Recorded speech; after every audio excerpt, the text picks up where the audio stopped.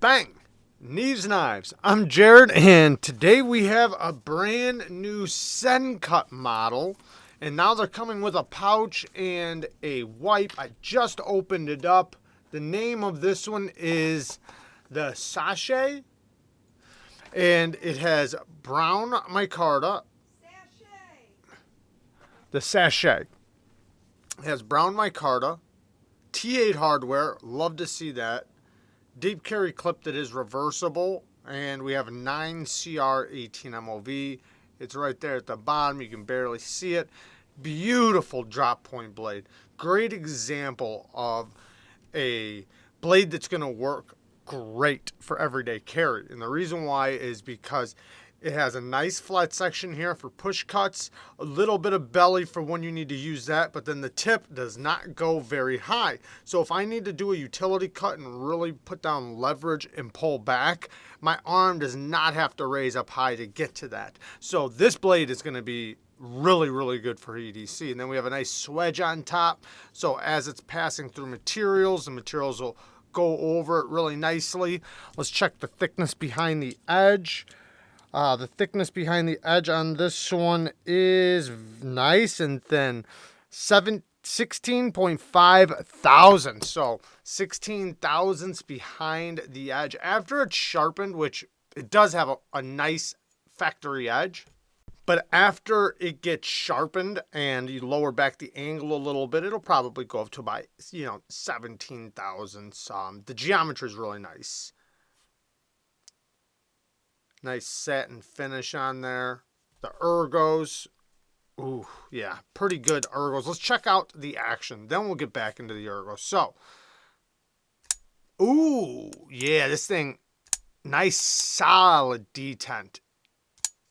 You can see when I'm trying to open it how it's pushing out. Trying to break past the plunge right here. Right there's the plunge. We do have a little bit of lock stick, but I don't mind a little lock stick when they're brand new, fresh out of the package. So as I'm pushing, that's pushing that plunge out of the way. Yeah, it's hard to fail. Yeah, even the thumb studs, really good leverage. The thumb studs are well done. They have this micro milling around the thumb studs that makes them have a lot of traction. Man, yeah, this thing works great. You can just put your thumb right on top of it, and there's enough traction to catch. It's not so much traction to where it's sharp, but it bites, which is really nice. So that's awesome. And then the flipper tab has nice jimping on it as well, and it's nicely rounded, so nice and comfortable. You can do push buttons or light switches. And the button is slightly inset, so you do have to mean to push it to get to it. You're not going to accidentally disengage it. And mine has a little tiny bit of lock stick, so that kind of helps too. A little bit off of centering. No, it's on. I just had to push it a little bit. Now, in the hand, yes, of course, I feel the clip, but it's not bad. I mean, I could totally use this for long periods of time without it really hurting me too bad, and I can always go over the flipper tab a little bit.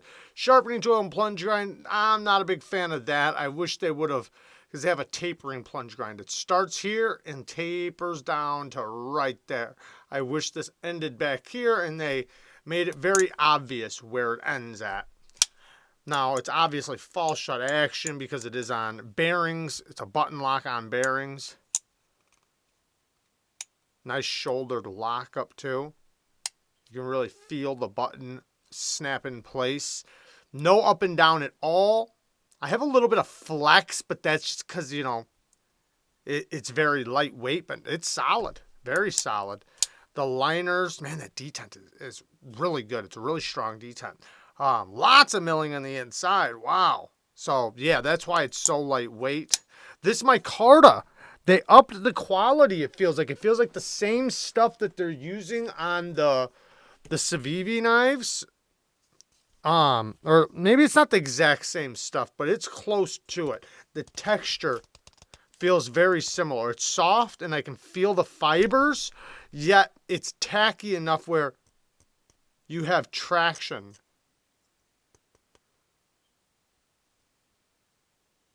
The side cut section, you can see the fibers kind of.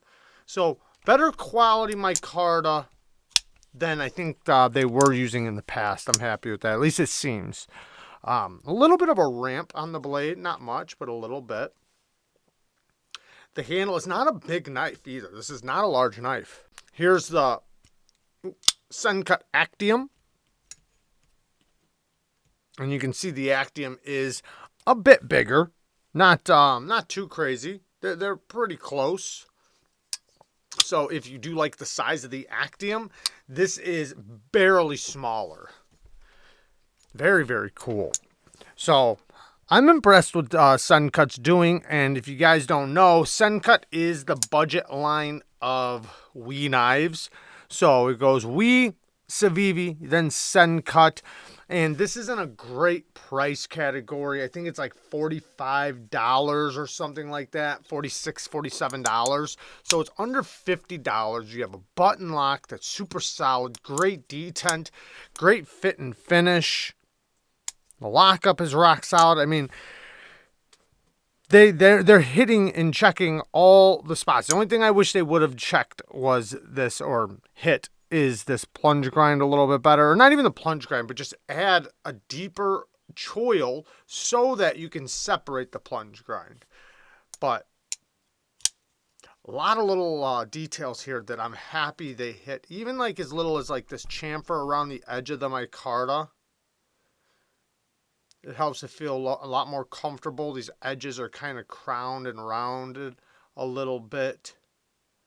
The liners are slightly pronounced, so it's basically 1-to-1. It's not really shadow boxed, but it, it works for sure.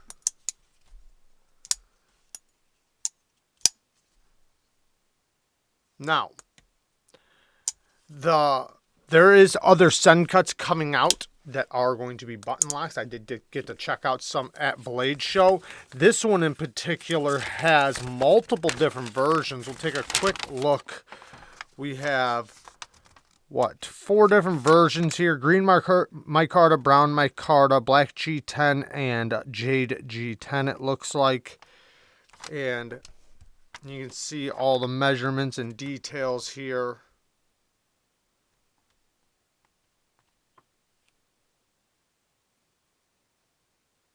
58-60 on 9CR, which I'm not mad at. Now, other steels, yes, I'd want it to be increased a little bit, but they do a good job with their 9CR. I've never been upset at their 9CR. I've never really had an issue with any of their 9CR. It's easy to sharpen. It is very responsive to a strop, so it strops back really well. Now, it doesn't have the longest lasting edge retention, but good enough edge retention for most people. If you sharpen it up, it'll last you a good while before, and especially if you're maintaining it by stropping, you can keep an edge going on 9CR for quite some time. And you can sharpen it technically with any stone. Now, I still always recommend just using diamond, but you can do it on aluminum oxide. It's not a problem at all. And some people might even prefer the edges. But personally on this, I know you have the sharpening choil and plunge area, but I would still probably sharpen it back to 17 degrees per side, maybe even lower. Let me see that tip. The tip is durable, but it's not too pokey, but if I laid back the edge too far, this might be a little too fragile. So lower back the angle on it, and I'd probably take it to, 600 grit 9CR does great, between 600 and 1,000 grit. Now, I don't have an issue taking 9CR to a polish. I will say, though, it doesn't hold the bite for a very long time. Now, you can continue to strop and bring the bite back, and it does well. It does well that way. You can continue to bring the bite back, and, as long as you're maintaining it, often. However, if you take it to 600 between 600 and 800 grit, maybe 1,000 grit, right there in that range. It will hold its bite for quite some time without needing any assistance from a strop. But anyways, there you guys go. Quick look at the new Sencut Sachse, whatever the name is. What is it, Sachse? Sachse. But there you guys go. I love you guys. Thank you guys for watching. Peace.